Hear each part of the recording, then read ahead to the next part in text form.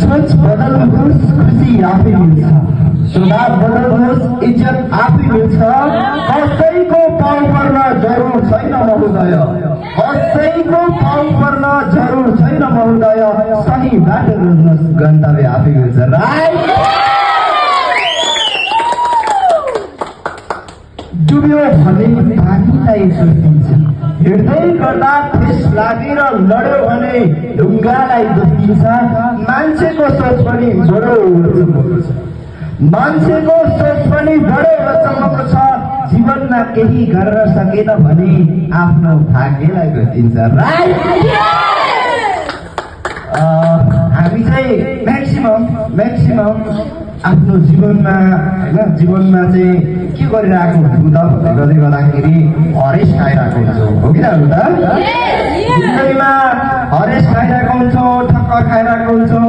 तर म तपाईँहरूलाई के सजेस्ट गराउन चाहन्छु भने जिन्दगीमा होइन धेरै कुरा खाइन्छ, बुझ्दै हुन्छ, धेरै कुरा खाइन्छ।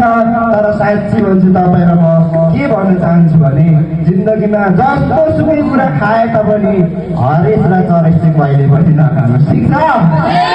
यदि तपाईँ जीवनमा हरेस र चरेस लाइफमा खाँदै हुन्छ भने जिन्दगीमा तपाईँले केही पनि गर्न सक्नुहुन्न, बुझ्दै हुन्छ?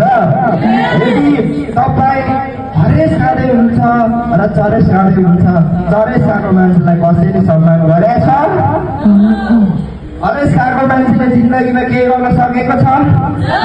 त्यो भएको कारणले गर्दा बरु खाना खानु 4 पाली हरेस चाहिँ नखाऊ है, ठिक छ? ओके, सो भनिसकिसकेपछि आज हामी एउटा होइन अहिलेको सिचुएसनमा हेर्ने भने, यो कन्डिसनमा हेर्ने भने आज कति धेरैजना जिन्दगीमा हरेस खान यतिकै होइन जिन्दगी सकियो भनेर बसिरहेको हुन्छ नि त, हो कि त? तर पनि जिन्दगी कहाँ सकिएको छ र सकिएको छैन, बुझ्दै हुन्छ नि है?